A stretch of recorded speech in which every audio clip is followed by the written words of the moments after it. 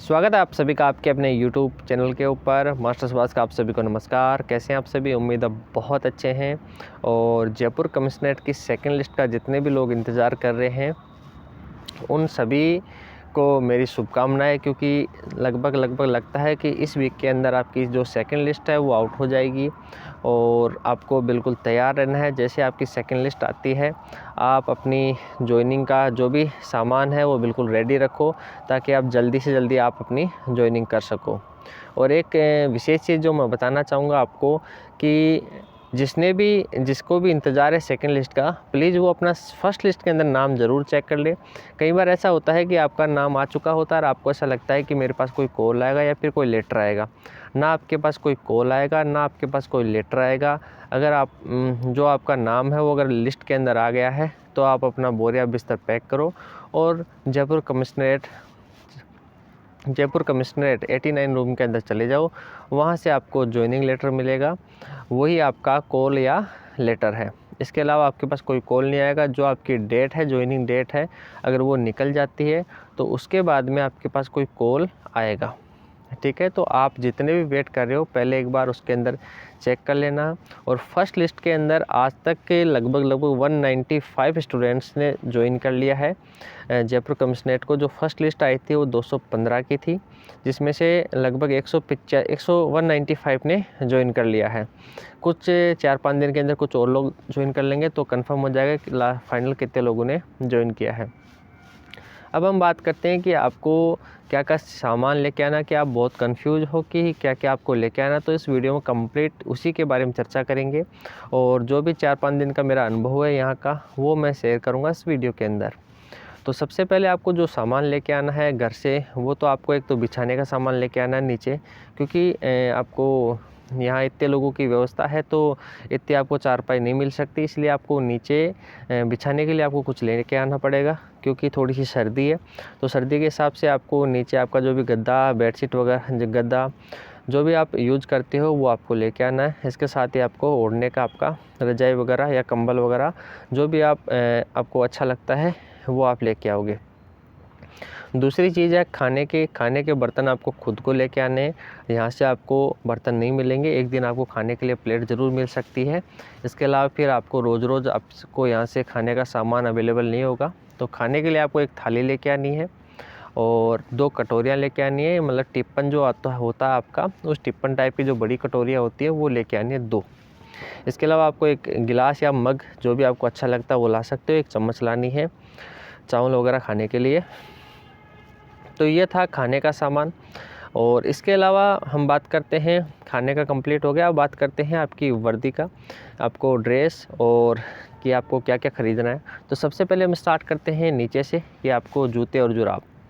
तो कुछ सामान आपको पुलिस लाइन के कैंटीन से मिल जाएगा और कुछ सामान जो यहाँ अवेलेबल नहीं होगा वो आपको बाहर से ख़रीदना होगा।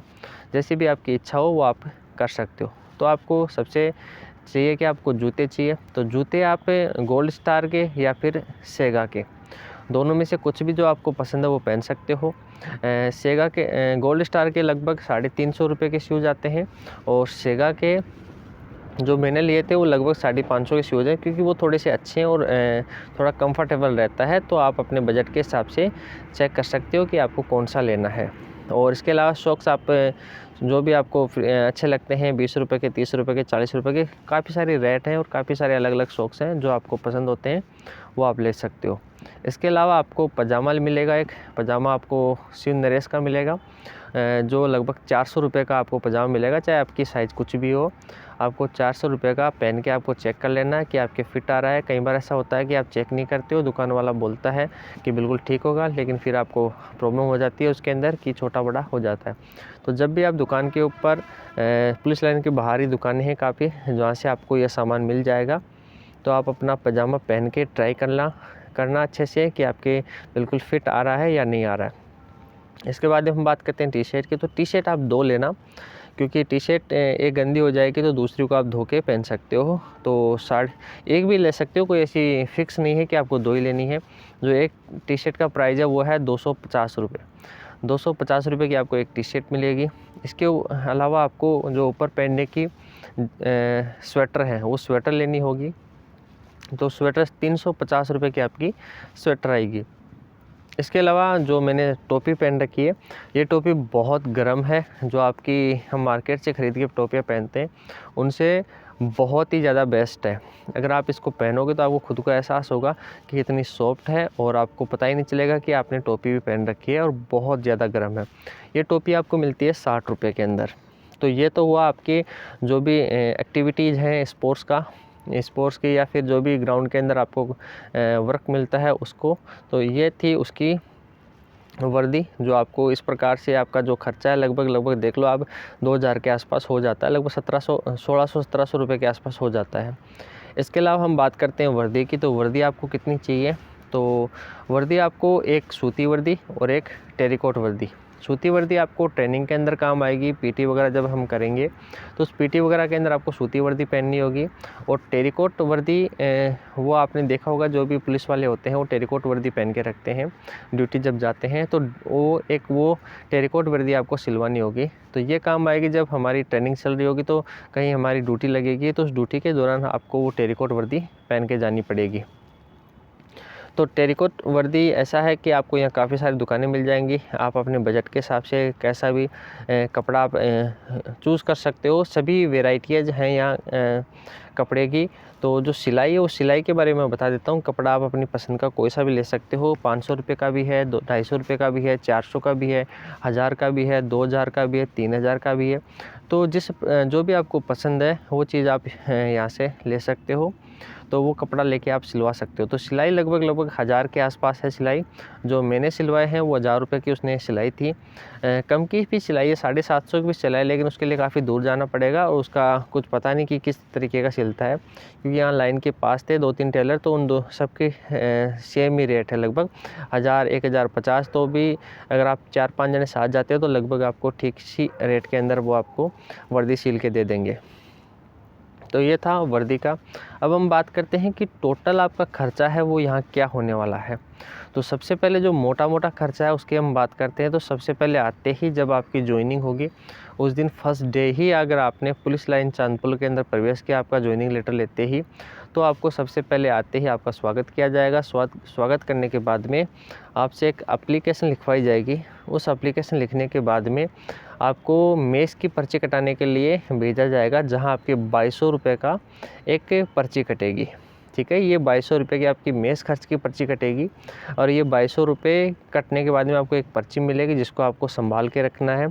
और ये पर्ची आपको, ये जो आपको 2200 रुपये, ये 2200 रुपये आपको वापस मिलेंगे जब आपका रिटायरमेंट होगा। आपने पूरी सर्विस कंप्लीट कर ली होगी आपकी। उसके बाद में जब आपका रिटायरमेंट होगा तो आपको ये 2200 रुपये वापस मिल जाएंगे आपको। इसके अलावा फिर आपको 2600 रुपये कटेंगे आपके। आप पुलिस परिवार के अंदर आप जुड़ रहे हो तो कार्मिक कल्याण के रूप में आपके 2600 रुपये ये कटते हैं। आपकी एक बाकायदा आपको रसीद मिलती है और बाकायदा एक फॉर्म फिल करवाया जाता है आपसे। उसके बाद में आपके 2600 रुपये जमा होते हैं।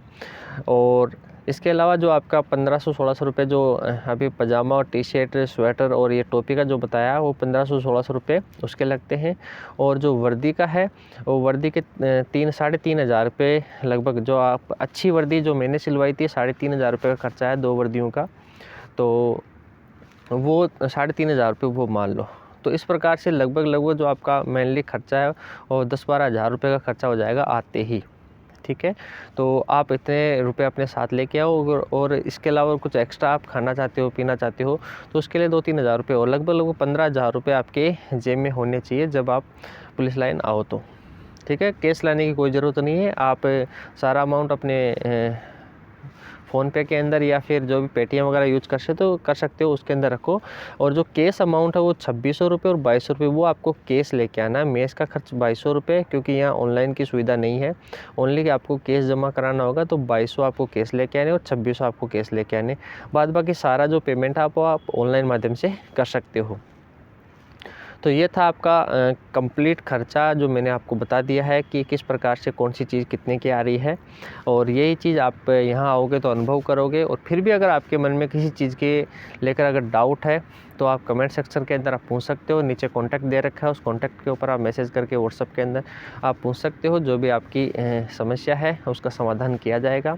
और उम्मीद है कि जो भी आपके डाउट थे वो मैंने पूरे समझ के सोल्व करने की कोशिश की है। फिर भी अगर कुछ बच जाता है मेरे से तो आप ज़रूर पूछ सकते हो। और जो सेकंड लिस्ट है वो जल्दी आएगी।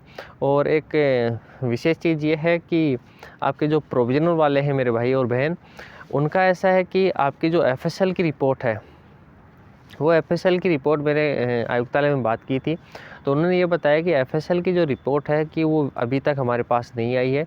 जैसे एफएसएल की रिपोर्ट हमारे पास आएगी, जितने भी कैंडिडेट का जो अंगूठा और साइन वगैरह उनको लिया गया था, उनको बुलाकर वो जैसे कंफर्म हो गया, हमारे पास लिस्ट आ जाएगी, तो उस लिस्ट के अकॉर्डिंग हम आपको डेट जारी कर देंगे मेडिकल की। तब तक हम वेट करेंगे आपकी एफएसएल रिपोर्ट का। जब तक एफएसएल की रिपोर्ट नहीं आती है तब तक वो आगे कोई कार्रवाई नहीं करेंगे। और बाहर काफ़ी ठंडा और हवा चल रही है, इसलिए आंखें बार बार झपक रही हैं। तो इसके अलावा आपको थोड़ा सा वेट करना होगा। जैसे ही आपकी एफएसएल की रिपोर्ट आएगी तो आपका जो भी आगे का प्रोसेस है वो स्टार्ट कर दिया जाएगा।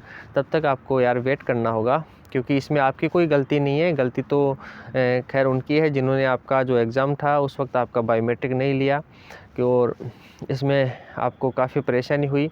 और हो सकता है आपको थोड़ा सा और वेट करना पड़े, नहीं तो आप हमारे साथ ज्वाइन कर लेते। तो मैं भी ये चाहता हूँ कि आपकी जल्दी से जल्दी जो एफएसएल की रिपोर्ट है, मैं भी ट्राई कर रहा हूँ बात करने की कि जल्दी से जल्दी आपकी जो एफएसएल की रिपोर्ट है वो आए, और आगे आपका जो भी प्रोसेस बचा हुआ है मेडिकल का और डॉक्यूमेंट का, वो जल्दी से जल्दी कंप्लीट होके आप भी ज्वाइनिंग करो। तो इस वीडियो में इतना ही, मिलते हैं नेक्स्ट वीडियो में। तब तक के लिए अपना ख्याल रखना, और सर्दियाँ बहुत हैं वो ध्यान रखना। और जब आपकी ज्वाइनिंग आए तो सर्दियों का आप ख्याल रखें, उसी हिसाब से आप सामान लेके आओगे। और मिलते हैं नेक्स्ट वीडियो में, तब तक के लिए अपना ख्याल रखना। Take care, bye, good day.